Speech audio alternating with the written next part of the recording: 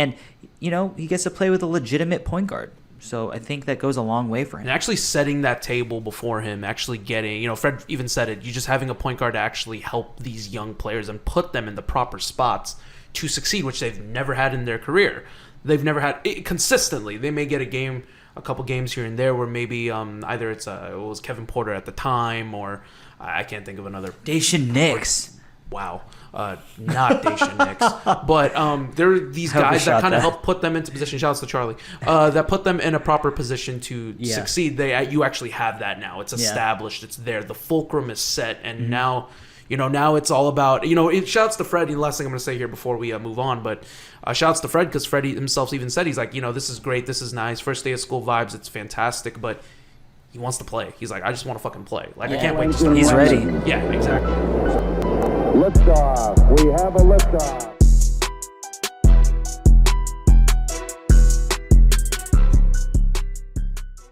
What is going on, everyone? You are listening to The Summit State of Mind, the podcast of dream shakes and step backs, and everything Houston Rockets, presented to you by the Apollo Podcast Network. I am your host, your Commissioner Kenny. With me, as always, is my brother, my tag team partner, the GM, Justin. Follow all of us on all social media platforms at JP_Mirabueno, at Summit Commish, at Summit SOM Pod, and at Apollo NBA, and at Apollo HOU. GM, after almost pretty much six some odd months, we can now say with smiles in our face and joys in our heart that Houston Rockets basketball is back. It is so damn back. So damn back. Excited, man.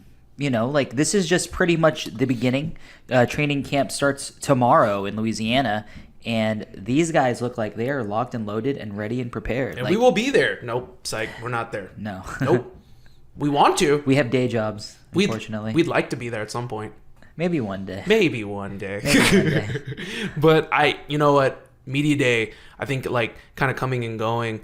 Obviously, this was kind of like a day that was kind of marked on calendars for all the Houston Rockets folks out there.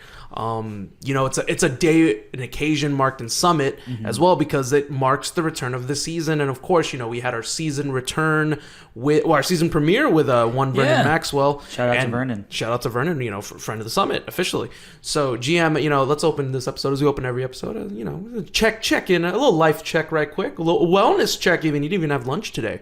You said you were crackers in hand, a bottle of water, acting like you're dealing with a stomach virus over here. I was very busy today. What's going on? Oh man, what's going on, man? Get your shit together, bro. Well, I had a protein shake for lunch. That was good. That was decent. What was in the protein shake? I just got that lean body, 40-gram protein. I went to Buc-ee's. What was the flavor? Cookies and cream. I was like, man, bro, you better choose right, my guy. I swear, if you went vanilla. Naturally, I'm a vanilla guy. You are. But when I get protein, I prefer cookies and cream. And fuck you, man. But, Getting so excited to be back. Very solid. Dude, I am a cookies and cream stan over aficionado. Here, I'm an aficionado. I am a stan. Yeah. I'm a connoisseur of sorts. Cookies and cream. We can call Jalen Green and Alperen Şengün cookies and cream. Oh my! Yo! Did we just come up with another shirt? Cookies and cream? I don't know. We'll see. I mean, if the 1-2 combo, decides to slice and dice, on the DHOs all the time, why not? I mean, what is DHO? Dribble handoff, brother. Oh, okay. I was gonna be like, what does that mean? Designated hitting off. Organizer. By the way, shout outs to the Texans for continually winning. So Apollo Texans, they're on the come up right now, fucking killing the game. Astros made it into the playoffs as well. So shout outs to Houston sports. That Dash are knocking on the door of the playoffs. They're right on the cusp. Won the Open Cup. Rockets are back, dude. The city is thriving right now. Yeah, this is probably the most excitement we've experienced, overall sports. I'm so excited in a very long time. I know. I'm psyched. I mean, hey, dude, this is probably the most we've had any sort of excitement since 2018. The Texans were in the playoffs. I mean, I don't think there was much hope then. Yeah, Astros had just won their title, and the Rockets were, in the midst 65 of going win 65 season. and 17. So right. Shout out to Jalen Green. He was at Media Day. I just saw a random picture of Oh, him yeah, Gerald pop up. Green. Shout out to Gerald Green. We need you on the podcast, brother. Yeah, I know. I've been saying, maybe working on it, maybe not. I cannot confirm nor deny. But One day. one day it'll happen. But bottom line, let's go ahead and get into this GM Rockets Media Day. It's such a fun occasion. It's a soiree of sorts. Just kind of getting the media into the building, kind of getting to meet the players, as well as it's like you get that first day of school vibes. It's major first day of school vibes. Right. Everyone meets in the auditorium, and you get like your schedule, and everyone's gonna peer off to their own little section of the arena. You know what I mean? Kind of digging into the rabbit hole on this one. I'm kind just a little bit. Just I was like, is there some PTSD we're kind of dealing with on the side here? I have zero PTSD, but first day of school vibes. It is first day of school vibes for the Houston Rockets. Yeah. I was super psyched. Was able to catch a little bit of the stream. Me and the GM do work our day jobs. We were able to kind of lag, but we were able to catch up, kind of stay in tune with especially all the quotes and stuff that's been happening. It was a very special day, a very fun day in terms of Rockets content, kind of getting that Rockets content back, and it's kind of slipping into the forefront now, which I'm very happy about because it's the most wonderful time of the year. Absolutely. So let's go ahead and get into this now. Let's talk about the elephant in the room first and foremost. That's the first subject I kind of want to tackle right out of the gate. Which, hey, kudos, shout outs to Rafael Stone and Coach Ime Udoka. They didn't shy away from it. They attacked it right from the opener. Rafael Stone, like before even taking any questions, had to set a precedent and set a statement. You gotta give credit where credit's due. That's yeah, very smart. I mean, there are definitely good good things that he said. There are certain things that he had said that I'm kind of like, I'm not so sure, man. But at the end of the day, it was acknowledged, and that's kind of what matters. But there are definitely certain things that couldn't be said in terms of answers. But if you dig in between the lines, maybe you'll find what you're looking for. I'm gonna, hit you a little quote action. Absolutely. A little quote ski. Give One it to time. me. Give it to me. Rafael Stone did address the elephant in the room and won a Kevin Porter Jr. amidst the allegations that have taken place a little less than a month ago now. A couple weeks have gone by since the arrest. But to quote Rafael Stone, he said, "The allegations are deeply troubling. I informed him he could not be a part of the Houston Rockets organization. He has not been with the team, and he will not be here at Media Day." So just to kind of tear from that quote alone, and there was also another quote on the side where Rafael Stone says that there wasn't any incidents to this magnitude that he was aware of as well. If you see the way he worded it, he said incidents true lawyer. of It's a lawyer this doing lawyer magnitude. He's not stating that there were incidents prior that could have been a little bit less in terms of impact, but he said in forms of this magnitude, which is in its own little world. The answer was not clear. He avoided everything else. Right. And it's just said, I mean, frankly, that's pretty much how I view it. How you kind of unpacked it. Well, yeah, the quote, yeah. Rafael Stone is a lawyer. My man knows how to speak lawyer.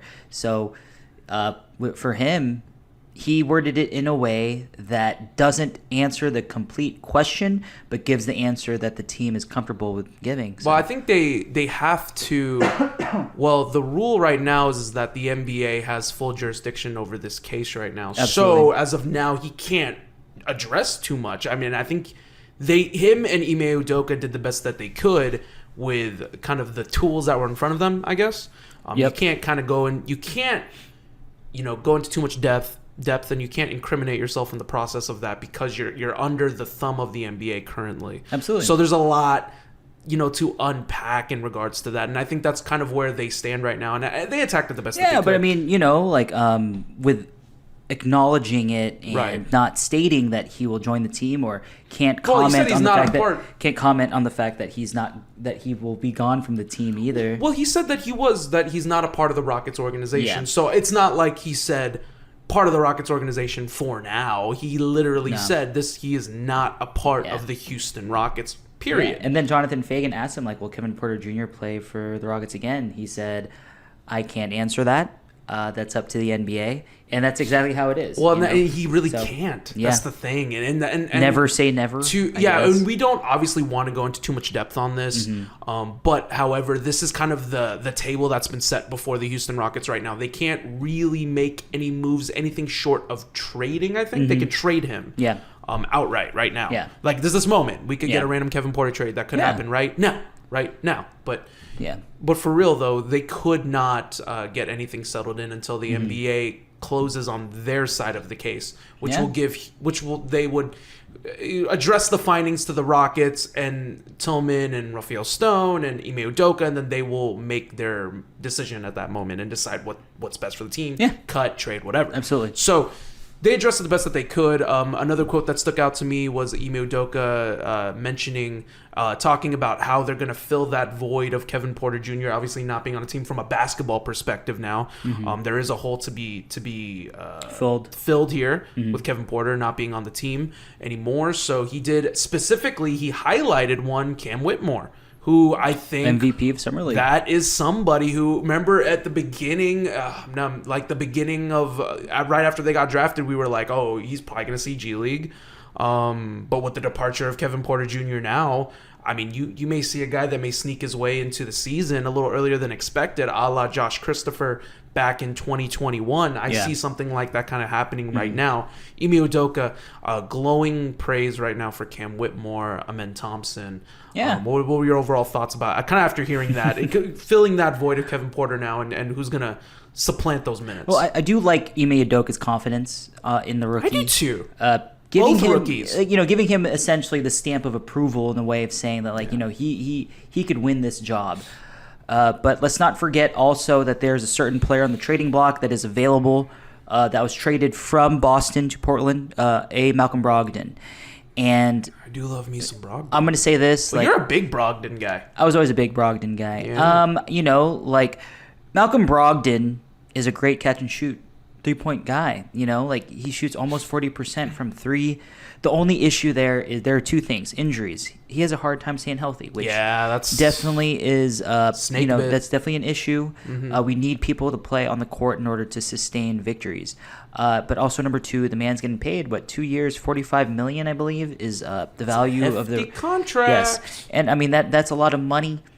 But with the way the CBA is moving, it might not be too much. But I think everyone values that money differently. There's a lot of discourse that can go on in terms of whether or not we do acquire Malcolm Brogdon and the issues that are presented in terms of what he does. But I believe that as a player, and he's essentially labeled as a point guard, but he doesn't have to play point guard per se. Do you want him though? Do you want? Yes, Malcolm? Okay. I want Malcolm right. Brogdon. As much as I love curious. Cam Whitmore, I'm not saying that Cam Whitmore isn't deserving. He obviously has to earn his spot, and I believe that that's definitely a possibility. But I do like the idea of Malcolm Brogdon helping out the bench with the backcourt in addition to Amen Thompson. I like it. My thought process with that is that you can never go wrong with having too many vets. Yeah. And Brogdon is still young enough to where he can still be substantial. But he's still old enough to be a vet. But old enough he's to be, also especially been on around. this team. I mean, he's played in Milwaukee. He's played for Boston. He's played for two franchises. Two franchises that win as well. very recently. And if he can bring that over to Houston, that's just another piece of the pie that, that helps in regards to moving forward. But fuck it, I'm in, dude. Yeah, thanks. Fuck it. See, I'm there you in. go. Yeah, I worked really hard me. in that convincing. Yeah, but let's talk about one more Ime Udoka quote. Okay, go ahead. Hit me. They're Jalen Green. Someone asked about Jalen Green, and Ime Udoka said that he knows that Jalen can score. He knows that Jalen can pass and he can move, but he wants him to be a better all-around player and especially improve his defense. And shout out to Ime Udoka. I mean, I wouldn't consider it a call-out, but it's pretty much common knowledge that Jalen Green wasn't the best defender in terms of numbers.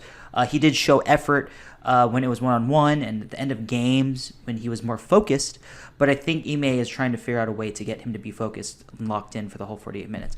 My question to you, Kamish, is how does that make you feel? Do you believe that Jalen Green could be that top guy that Ime Udoka is hoping for?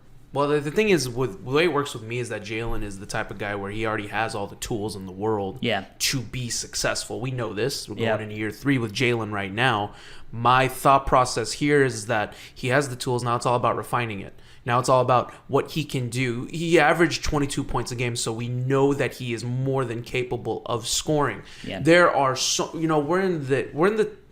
is the type of league now where, no offense to the 22 and above point scores, but a lot of players can score around 22 points a game now. It's very high scoring. It's more common than so it is before. Very common. I'm not going to say Christian Wood. Christian Wood won. He averaged more than 22 points a game in a Houston Rocket uniform. Did he? Did?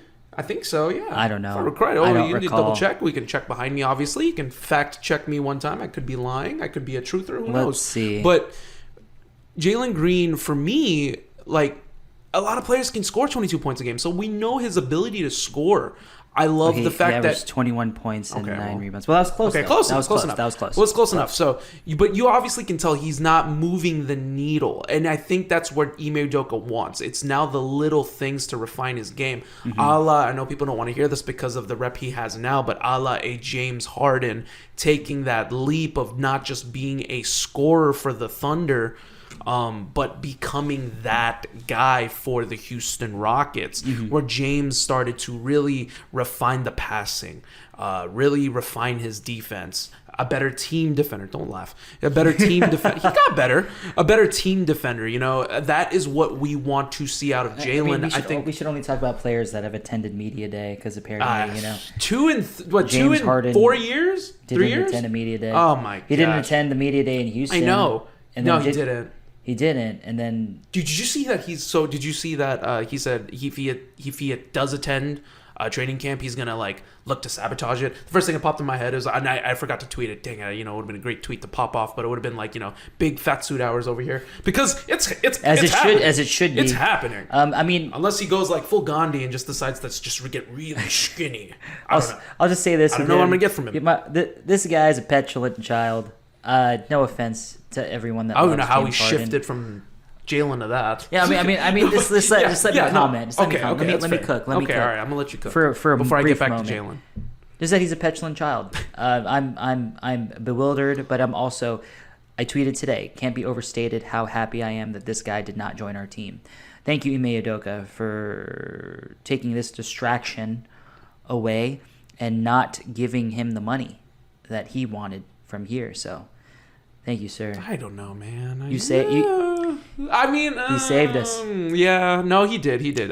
Some people would disagree. No, okay, I don't disagree, and I'm not going to go into depth because I can devote a whole episode to Harden. We're not going to. Which we've talked about at length, ad nauseum in the past. But to circle back to Jalen, though, I love that Ime Udoka is issuing the challenge now. It's and I think you're going to see that. And I think that's going to be a theme, not the theme for the season, but a theme. Yeah. Challenging his guys, pushing them back, getting them to stop these bad habits that they developed over the last several years. That's another key here for Jalen. I think Jalen needs to stop the bad habits he's kind of... Year 3 is a big year. Exactly. Yeah. This is huge for him. So I think right now what Ime has said is perfect. Ime is the type of coach where I know he's not a talking head. He's not a figurehead. He's gonna put his money where his mouth is. He's gonna step up to Jalen Green. Do I think Jalen Green makes the year 3 leap? Absolutely. I think he is more than poised, which we're gonna go into in a little bit. But we're gonna talk about a couple of his quotes as well. But he does go into depth on Fred VanVleet, on how he calls him Big Bro already. So we're like I said, we're gonna go into depth on that. So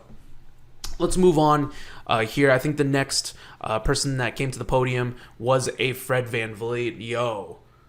Dude, that's our point guard. President Fred? Am I here for President Fred? I'm all for that. President Fred 2024? Mayor Fred?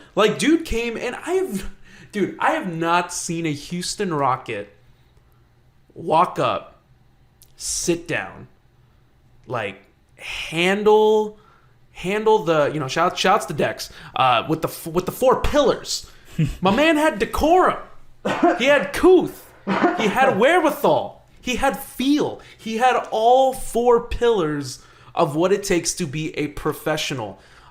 Shout outs to Fred VanVleet first and foremost before we go into depth on him, because I loved what he said. I love the way he conducted himself in this interview. And it's just been so fucking long since we've gotten someone like this.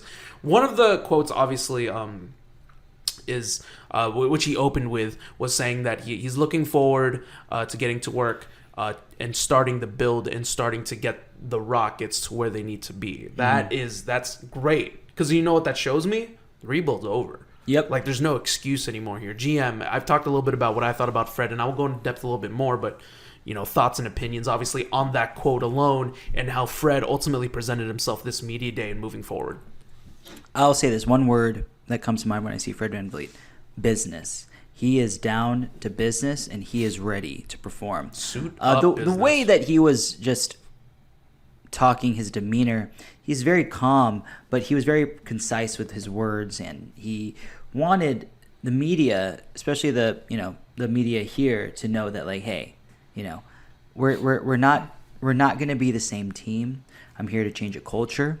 Jalen Green called him Big Bro, and Fred VanVleet, you can see that the way his personality is, he's calm, cool, and collected. A lot of these guys are youthful, and you would say youthful angst. That's kind of how it is and how they carry it. Fred VanVleet is there to balance it out, and I'm so happy that he is here, because he's the point guard. And what does the point guard do on the court? Settles everybody down. Settles the game. And you can't find a better personality.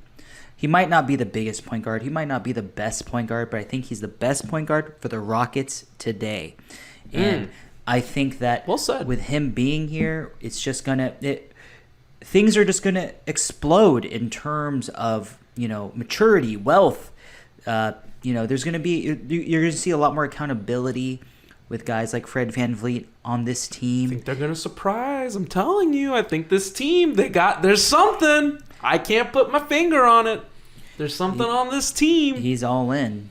I am. No, I really am. No, I really am. And I'm not like... I'm conservative, but hey, man. Dude, you live conservative. Come on, my brother. I do live very conservatively. But at the same time, Fred is the right guy for this team. And he's the right voice to be next to Ime Udoka. And I think that with the overall... I was waiting for you to say it. I was like, say it. The overall aspect, man, like, this team is going places. I don't know about 6 seed places, but hey, man, we can all wish, we can all hope, and we can all have the commission's positivity. People are in with it. You know what? I'm not gonna listen to what you're saying. I'm gonna follow through on this. But GM, can we just say this? Can we put a flag and a stamp on this? Professionalism is so damn back for the Rockets. Yeah. Professionalism is back, and I cannot overstate how important this is. Like, it's a big deal. Professionalism is so damn back on the Rockets, and I'm here for it. I think one of the big things for me, for Fred VanVleet, was he talked about his contract and how he felt like he needed to earn it. Yep. I think that was big. There's players, and I can say this player's name because he fucking said it himself, even on his own podcast. Chandler Parsons got the $95 million bag, and he fucking phoned it in. He admitted it. So, but I love that Fred decided no. He said, I want to be worthy. I mean, he didn't say this verbatim, but he wants to be worthy of the contract that he's getting, being the most paid undrafted player, a player that takes pride in that. He's trying to thrive. He wants to, he's not just excited. He even said, this is the challenge I want to take. He's like, I'm built for it. This is a challenge that I'm built for. Mm-hmm. I fucking love it. Yeah. It shows that he is not just committed to his own contract. And a lot of players have a tendency to do that. And I get that. Yeah. Someone throws $100 million at you, I get it. To go to a team that's not good. You've been historically bad the last 3 years. Fred VanVleet is choosing to come in and say, you know what? No, I want this. I want to be Jalen's big bro. I want to be Jabari's big bro. I want to teach Amen Thompson how to play the right basketball. I want to teach Jalen Green how to be a proper professional. I want to attack Tari Eason when need be. I want to address things in the locker room when they need to be addressed. This is the type of player and the accountability that not only Ime Udoka has, but by getting players like Fred VanVleet, like Dillon Brooks, to hold the young players accountable. It cannot be overstated enough. Another quote that stuck out in my mind, was obviously his impressions on Jalen Green, which I thought were fucking huge. So, first and foremost for me is that he said, a lot on Oh, sorry, no, I was reading a different quote. He said that he's thought of Jalen Green as a very explosive talent. He sees him as a natural scorer. Hey, man, he's got that dog in him. I love it. I'm here for it. Yeah, talking about Jalen. Said that he always admired his game from afar, and he's excited to help him as he takes the next step. GM, obviously, this is big time here in terms of for the Rockets in terms of Jalen Green. What from Fred said in terms of Jalen Green and the synergy that they're going to get. This is the starting backcourt of the NBA. What's your overall opinion on that? Or sorry, starting backcourt for the Rockets, not the NBA. They could be. I think that for Jalen Green, this is going to do a lot for him in terms of having an actual point guard, first of all, a point guard that is a point guard that can lead the team and lead the way in terms of personality, attitude, and maturity. When it comes to the point guard position, it takes a very special person to be able to handle that responsibility. Because you're not just leading yourself, you're leading the team. You're the secondary voice of the coach. For Jalen Green, I think for him, that goes a long way because he has someone that he can learn from. Fred VanVleet isn't the biggest guy. He's actually relatively undersized, and he still fights. And I think when you see your point guard who gets paid, I don't know, 10 times as much as you. I'm being facetious, but good word, by the way, facetious. Word of the day calendar. I use that word all the time. I know you do say facetious often, but just not on the show. But he does. Definitely not on the show. Maybe on Twitter, but probably. What's it called? For Jalen, it's something that personality-wise, it'll go a long way, help his growth and maturity. He has two guys there, Ime and Fred. Let's not even forget Dylan Brooks, the villain, in terms of just guys that are just dogs everywhere. And I think it's just going to do a lot for him and motivate him to do his part on the defensive end and improve in other aspects of his game because we already know that he can shoot. He has got one of the quickest first steps in the league. He can pass the ball and dish off when help is coming. But we need to see more from Jalen, and this is a very pivotal season for him. But he's got the right people around him. He's got the right pieces. And I think Fred VanVleet is just one big piece for him. Probably maybe the biggest piece of his career. You saw them working out a lot over the summer. That's what I'm saying. Linking up, There's getting an together. Established synergy already. It's a big deal, and you can tell that Jalen has bought into playing with Fred. And, he gets to play with a legitimate point guard. So I think that goes a long way for him. And actually setting that table before him, actually getting, Fred even said it, you just having a point guard to actually help these young players and put them in the proper spots to succeed, which they've never had in their career. They've never had it consistently. They may get a couple games here and there where maybe either it was Kevin Porter at the time or I can't think of another. Dacian Nix. Wow. Not Dacian Nix. But there are these guys that kind of help put them into position. Shouts to Charlie. That put them in a proper position to succeed. You actually have that now. It's established. It's there. The fulcrum is set. And now, now it's all about, shouts to Fred. The last thing I'm going to say here before we move on, but shouts to Fred because Fred himself even said, he's like, this is great. This is nice. First day of school vibes. It's fantastic. But he wants to play. He's like, I just want to fucking play. I can't wait to start playing. He's ready. So, yeah, exactly. So I'm excited to see it. I'm excited to also talk about this next person because we're about to fucking go in because it's the superstar. It's the superstar, the cornerstone of the Houston Rockets right now. It's Jalen Green. Okay, so we've already talked quite a lot already about Jalen and obviously highlighting him. And obviously we're going to highlight him because he's the star of the team, so it's 100% fine. But I do want to talk about a little bit about what Jalen said in regards to this. And he kept two words, by the way, which we should probably turn this into a t-shirt. Little things. He kept saying little things. Little things that we should probably just do like little players. Yeah. Turn that into a fucking shirt. No, I mean, Blink-182 said it best. My fellow fans. All the small things. So that was the little things. Doing the little things. And I think that's kind of like what he was talking about. And that was... stood out to me was how many times he said little things, and I don't know what it was about that. And I think, but it is a nice microcosm of what is going to end up being the totality of his year and possibly the trajectory of his career now, because year Yeah. 3 it's the leap year. It's what we're expecting from him. So what was your opinion overall about Jalen Green? Obviously gaining more weight. Dude's fucking jacked now. Like he's not jacked, but he's getting a little yoked. A little yoked action. I like that. You know what I mean? Like, so he's getting a little Seth Rollins like, and you can respect that. He's gonna post Shield. He's about to break out and be a star. And, there you go. We're about to buy in here. So GM, overall thoughts on Jalen Green kind of doing these what he said, the little things to ultimately make the leap in his own career, but not just his own career, but turn the Rockets into winners. Just kind of rehash what we said earlier. I mean, Ime Udoka gave an initiative of focus for Jalen, and like he said, to focus on the other things outside of the scoring and the passing. And I think Jalen sees that, and I think Jalen has been working with him and to kind of figure out what will work for him moving forward in order to make the extra leaps, in order to go from promising young star to an actual star. He also commented that he's ready to win. Jalen is ready to win, and when you got the right coach, you got the right players around you, I think winning is something that's going to happen, but it does ride a lot on Jalen Green's shoulders. He's going to carry this offense, and it's a responsibility that seems like he is willing to take. And I like the attitude, and I like the personality. The man is not short of confidence.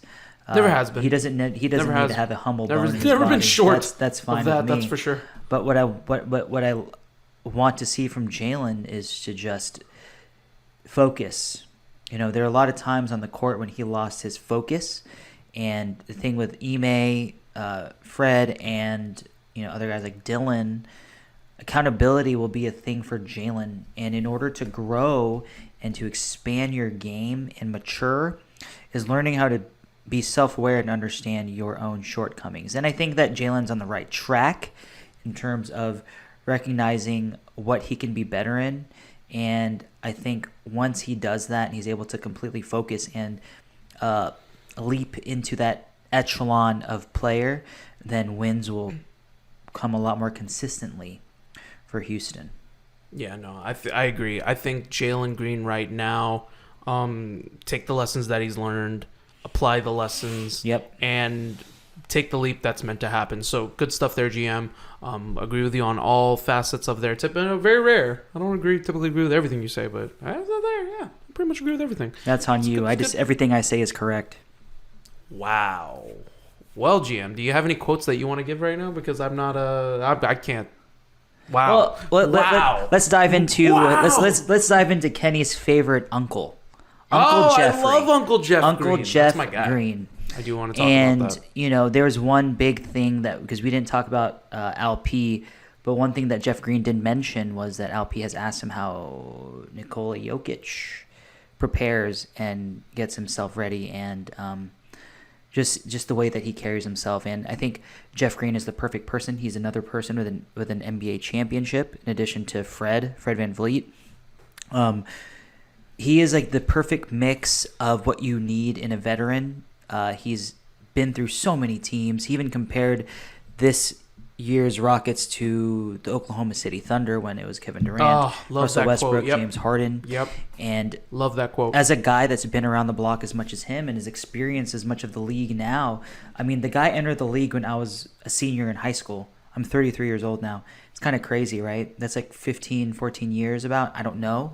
But that's something that you cannot devalue. Right. The value of what he brings to the table is he's not going to play every game. We know that. But his knowledge and his experience as a winner, he's won everywhere he goes. So it speaks volumes in terms of what he brings. But I love that, guys like LP are humbling themselves and asking Jeff about Jokic, because, I mean, that's a big deal. That's the biggest deal. Are you kidding me? That's the MVP. That's an NBA champion. A lot of people like to compare. Everyone loves to compare LP those two. I to don't think Jokic. it's fair. I don't think it's fair either. I think it's an unfair comparison. My opinion is my own. But it's not fair. But I understand that LP wants to learn from the best, and learning from someone like Jeff Green that is a big deal. I think, like, low key, to just kind of spotlight Jeff Green and to continue on to what you're saying, I think the intangibles that he's gonna bring to the locker room is like, you may look back like at this year and specifically from a vacuum and just be like, fuck, man, Jeff Green actually really helped this team. I feel like that is what's gonna happen. I feel like that's what's gonna happen this season. Is he gonna play every game? No. Is he gonna play spot minutes? Absolutely. Is he gonna start? Maybe if enough players go down, he may start a few games. But he's that type of player. He's kind of that plug and play guy. Yeah, if you need him, Jason Terry brought. Right. I think he's better. If you need him, he's like break glass. You know what he is? He's the break glass in case of emergency. That's what he is. And there's no higher honor if you are a young up and coming team. Like Detroit Pistons, Oklahoma City Thunder. Yeah. Teams like that with young players, Orlando Magic, like young players on a young core. There's no higher honor than to be compared to that early Oklahoma City Thunder team with a young Russell Westbrook, KD, James Harden, Serge Ibaka. I mean, we've always talked about that's a 30 for 30 in the future. Yeah. Like that, what could have been. Like that is the highest of honors. And to know that Jeff Green, who was on that team, who experienced everyday life on that team, to compare that team that was so close to winning a championship when they were just at their infancy of their careers, to compare this Houston Rockets team, Amen Thompson, Jabari Smith Jr., Jalen Green, Tari Eason, LP. LP, all these guys, and you can argue the talent is through the freaking roof with this team. It's all about putting the pieces, and this is what the vets all said something. They all echoed the same sentiments. The talent's there. We're not questioning the talent. Yeah, the talent. Individually, these are studs, but it's all about synergy and creating teamwork and team effort and turning talent into W's. I think turning talents to wins. Oh, that's another. Oh man, we're just coming with t-shirt ideas everywhere. But turning talent into wins is everything. And I think that is kind of been the mantra of this team, and Jeff Green cultivating that. Him just being in that locker room is just going to pay dividends down the road. Absolutely. I think there's going to be games where you're just going to be like, fuck, man. Like, this is why. Like, LP, oh my God, he's playing a lot better on defense now. He's actually committing. He had a big stop in the fourth quarter against the Indiana Pacers. Holy fuck. How did that happen? Jeff Green, who's the one pulling him to the sideline? Jeff Green. I'm guaranteeing you, it's probably Jeff Green doing it. So, that it's just great having that, especially with the guy, and him and his backup as well, LP's backup, Jock Lawndale. I think just having these veterans here. Yes, mate. I'm sorry, was that your accent? Was that your accent? I'm sorry? Yeah, that was my accent. What were you trying to be? Was that your Jock Australian? Landale. He's Australian. That was your Australian? Australian for beer? No, that was terrible. Don't mind me. He said, "Hey, mate. Hey, mate. Toss a few shrimp on my barbie." Don't do that. No, that's how you sounded. You sounded like if you sound... I don't want to say it. You sounded like if John Laurinaitis had like a cold and try to go with an Australian accent. That's exactly what you try to be. Shouts to my wrestling fans. I don't remember what, what John Laurinaitis, how he would say his thing, his job. He talks like this. Yeah, there you go. Executive VP of Talent Relations. I didn't expect that accent to be so perfect, but that was good. That was really good. Okay, mate. You might be on some Paul George levels of impersonations there. Yeah, that was next level. That is, what is it? Was it the Charles Barkley? Okay, I don't want to go depth on that. Paul George is not a Rocket. God, I wish he was though, because just for that accent alone.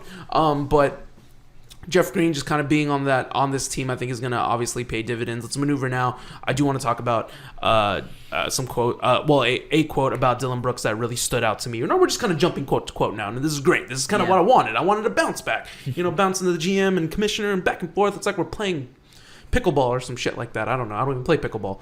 Shouts to the pickleball players in the world, because apparently that's a thing now. Dylan Brooks says that he has a big chip on his shoulder.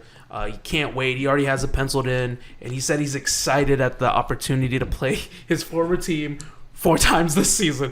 Dude, Dylan is out for blood. Let me tell y'all right now, he's our villain, okay? I don't care what anybody says. I don't care what anybody thinks. I don't care what you thought of him before, because there's a lot of people that hated Chris Paul before he was a Rocket, you included. Dylan Brooks And I'm going to shout outs to MJF real quick. All these wrestling references, like as we do every episode. He's like, I am not just a douchebag. I am ready to be your douchebag. So, he may be a villain, but gosh darn it, he is our villain now. Touché. Put that shit on a t-shirt. Will not confirm nor deny. But... Dylan Brooks obviously penciling that in, coming fresh. He needs the not a PR makeover. I'm sorry, but the way he went out, and that's how the NBA remembers him right now. Is how he went out. So he didn't do any interviews, post-game interviews. So obviously that was a part of it. But the fact that he's able to come back, kind of reshaped the image, played so well for Team Canada, defensive player during the Defensive Player Award for the FIBA games, and now turning around here, saying all the right things, being a leader, holding players accountable, saying stuff like, he has a big chip on his shoulder. He can't wait to face teams like the Grizzlies. I know Dylan Brooks is the type of petty player that have games fucking circled into his calendar. He's going to mark it. Do you think he's a circle or a check guy? I think he's a check guy. I think he's a check guy. With an angry check. Yeah, I can see that. Shouts to Nike. GM, what were your overall impressions from what he was saying, and how excited are we now? Are we buying into have we bought into the villain concept as of yet? I'm conservatively putting chips on the table for Dylan Brooks. Here he is. I will support him as a Houston Rocket. I mean, I'm not going to deny that I'm excited. I am excited. Absolutely, I'm excited. But there are still things that need to be seen. He did humble himself and say that he understands that his role on this team is probably not take as many shots. One, that's huge. Oh, yes. To control his shot selection. Well, I mean, granted, you'll love to hear in Memphis, he was open a lot. He just missed a lot. So hopefully for Dylan is that he understands that if he's given the shot, take the open shot. It's still a good shot. Key word, though. You just got to hit it at a higher clip. Real quick, though. I'm just going to say this real quick. 2 words, my friend. Ben Sullivan. Yeah, I mean, Ben Sullivan's already working with him on Ben Thompson, so hopefully he helps Dylan. I mean, he needs it. But for Dylan, I'm happy that he is our villain. I'm a wrestling fan. Everyone knows that. I gravitate more towards heels because I'm not a heel at all. I am very the total diplomatic. Opposite. He's like Bret Hart. He's just I think it's awesome. But for Dylan, it's just more so a wait and see approach. I'm very excited that he's on our team. I've said it time and time again. Me too. I want to see the culture. I want to see the maturity from him in terms of understanding when to say something and when to not.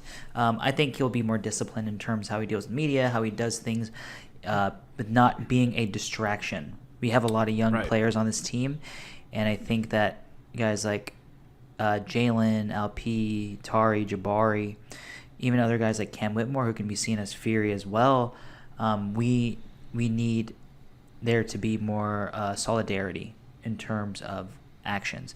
But I mean, also you want Dylan to be himself. That's the way he's going to succeed, and that's why he got paid $80 million. But that's not a bad contract. I don't care what anyone says. Do you see how much Vassell just got paid from the Spurs? Yeah, but $160 million for 5 years. I mean, we're good with that contract, but we're not going to be okay with 4 years. The Spurs are paying, their guys, like how Jerry Buss was like raising the price tag of all his players before free agency. Shoutouts to winning time. Yeah, shoutouts to winning time. Okay, GM, I love everything that you did say, but however, conservatively buying in, nah, son. I am not conservative. I am extremely buying in. I am all in on Villain Brooks. Bring this man's energy. I'm telling you right now.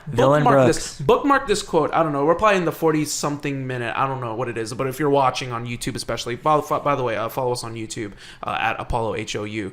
Best content in Houston for sports. GM, I'm telling you right now, there's going to be a big play. First game of the season. Picture it now. I'm going to paint you a word picture. Houston's at Orlando, first game of the season. We're having our watch party, by the way, which we are going to have. A big play in the fourth quarter happens. Maybe it's going to be Paolo Banchero trying to take... maybe there's a switch and Dylan Brooks switches on Paolo Banchero. There's going to be a big play where he's going to get a steal. He's going to play defense. He's going to get a charge. There's going to be a big play, and then he's just going to freaking earn. Like, he's going to scratch and claw. There's going to be one moment during that game where he's going to make a pivotal play, and the entire city of Houston is going to finally buy in to the to the gimmick that he pretty much calls villain. That is Villain Brooks, and we are fucking buying into this. I don't care what anyone says. That play is gonna happen, and the entire city is gonna fall in love with him in the process. I'm telling you right now, that play is gonna happen. Bookmark it now. Dylan's gonna make a big fucking play, game 1 out of 82, to set a precedent, to let these young players know that an $80 million guy is gonna fucking, that he's gonna hustle and fall to the floor to make these plays. It's gonna happen, GM. I don't care what you say. Game 1, huh? Game 1. All right. You know why? Expectations. Establish precedents. That's what it is. Culture established. Culture established. Love to see it. At some point, you will do this with me. Yeah. You will do... Oh, he's doing it! Oh, shit, we're fucking in. I didn't buy in, no. Oh, okay. Well, if you're watching, I was trying to get him to do the dance. He did half. But his heart wasn't in it. I could already tell. Your heart was not in it, GM. Definitely not. Let's highlight a little bit of what Jabari Smith. Dude, first of all, motherfucker's yoked. Yeah, Holy Jabari shit. looks like... where did that come from? My man... Did he do a couple of push-ups? No. Did he lift weights and then show My man up? hopped in the hyperbaric chamber and Holy trained with crap. Vegeta and There's, Goku. no way. And decided, Dude is a freaking, Dude, yoked. I tweeted and I was like, this dude looks like he just started training with Giannis's trainer, because there is just no way this dude is coming in looking yoked like that. I'm like, what the fuck, dude? And it's not even just the look of that press conference, but if you look in pictures, I knew Jalen had gained muscle, but there wasn't actually much of Jabari. There's a little bit of him working out here and there. He did the workouts with Jason Tatum. But there, he did the yoga. Obviously, shouts to yoga for my yogis out there, you included. But there was the totality of pictures was pretty seldom. So the fact that you're right, he kind of does come out of the hyperbolic time chamber where time slows down, and he probably spent a good year in there. And dude is fucking yoked now. I don't know if this is I don't know if we're being deceived here. But I think this is pretty much. It looks like from what I see from an aesthetic standpoint, dude looks like he gained muscle. Jabari Smith talked about one thing that obviously meant, which was huge, I think, in terms of his growth, and the things is that he wants to instill more confidence in himself as a player. He wants to be more effective in his game in the way that he's kind of setting the table, not just for himself, but becoming now a second year guy in a team full of young players. So he is a pseudo vet now, quote unquote, and he's actually looking forward to that role. He even said he wants to thrive in that role. He can't wait to work with the younger players. He wants to be that guy. He sees himself as a leader, and stuff that you love to hear. Overall, GM thoughts on Jabari Smith Jr. On his kind of the mindset going in to this training camp, preseason, and overall the season. He came into the summer league like a man on a mission.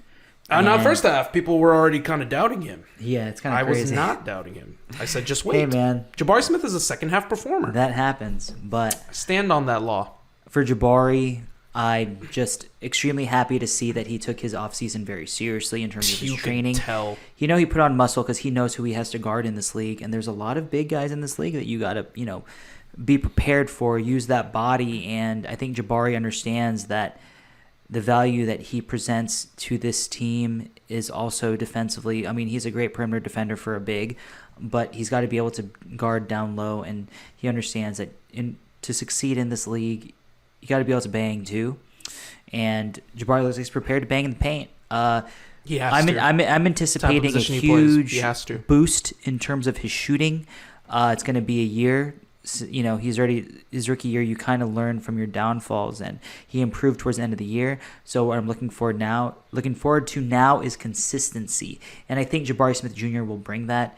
He's got the mindset, he's got the maturity. He carries himself with such a swagger, and the fact that he works out with Tari Eason all the time. They're best friends. Yeah, they're like freaking brothers. Yeah, they're literally inseparable, tied to the hip. I think that's awesome. I'm here for it. It's a beautiful thing to see.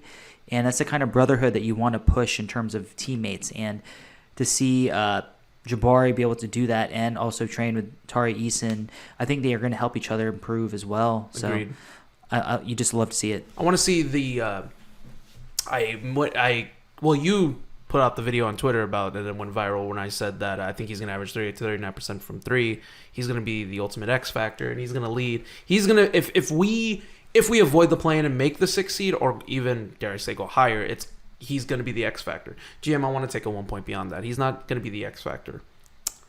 He's going to be the Bari factor. Yo, I like that. You like that? I like that. You like that? I just came up with it literally just now. The I don't know Jabari what factor, it is. I think I'm buying into the I like hype way that. too much, but the Bari factor is real, and I think that's exactly what's going to happen. You guys I don't need to go into too much depth. You already know. Dude, GM wasn't available for an episode, and I spoke for 1 hour, just me, on this show, talking about Jabari's game winner. The game winner was against the Pelicans, right? Was it against the Pelicans? The Pelicans. I think it was against the Pelicans. Don't underestimate how much this man can talk. So, especially about my son Jabari. So, I fully expect the leap to happen. Dude is fucking built for it. And GM, I do want to maneuver over to this last segment here as time is starting to wind down and we're starting to kind of get the go home cue from our producer. Let's go ahead and just talk about one Amen Thompson. Look, this man right here is.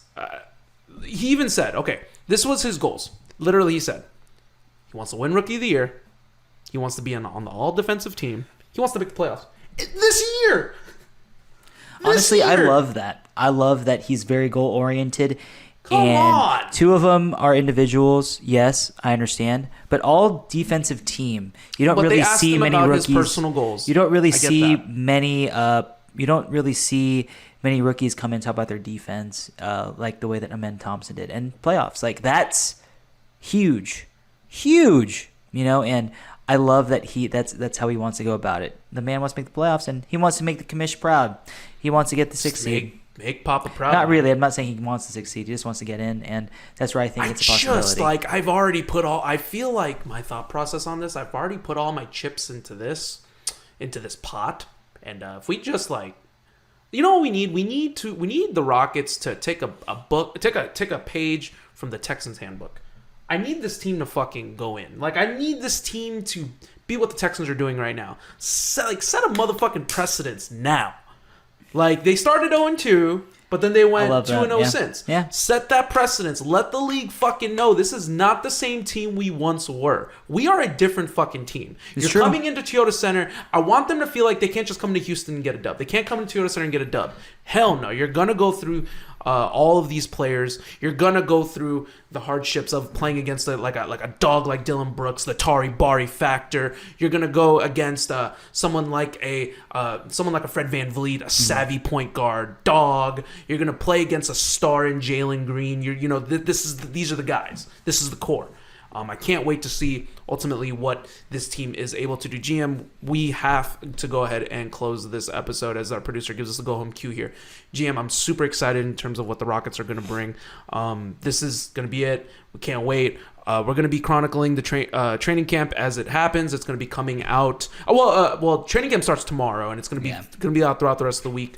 October 10th or not. October 10th is the first preseason game. Is the first preseason game. Yeah, so that's a week from Thursday. Yes. Or Wednesday. No, it's a week from tomorrow. A week from tomorrow. So we're starting. It's coming pretty soon. It's coming fast. GM, it's been a minute. We haven't done this in quite a while. So let's give the people what they want. Give the people what they want. All right, people. Make sure to follow me on Twitter at JP_Mirabueno. Make sure to follow the podcast on Twitter and TikTok at Summit, SOMPOD. Follow the podcast on Instagram at Summit State of Mind _POD.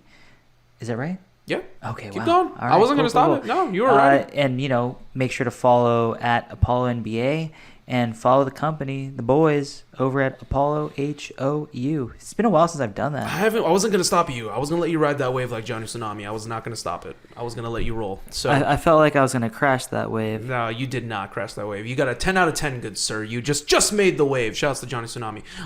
You can follow me as well on Twitter at Summit Commish. Shouts to all of our Apollo Podcast Network brother. Are fucking killing the game right now. They really are. At Apollo Texans, Off the Gridiron. Please give them a follow and a listen for all your Houston Texans content. For the Houston Astros content, the crown jewel of all podcasts, Beyond the Diamond. Be sure to give them your listen as they get ready to go into the playoffs and tee off for possibly another big run, maybe another World Series championship. We can all hope. Shout outs to our friends from man, so you see, I'm starting to flub now. Apollo Pop Culture that continue to kill the game. Make sure to follow them, the One Take Podcast, for all your pop culture needs, music, videos, movies, etc., all that good stuff. We appreciate each each and every one of y'all for just continuing to follow us as your first Houston Rockets listen. We can't thank you enough. Episode 176 officially in the books. 176, holy crap. We're inching to 200, GM. It is happening. We should do something pretty big for 200. We're getting there. We're going to do something for 200. It's we'll coming. See.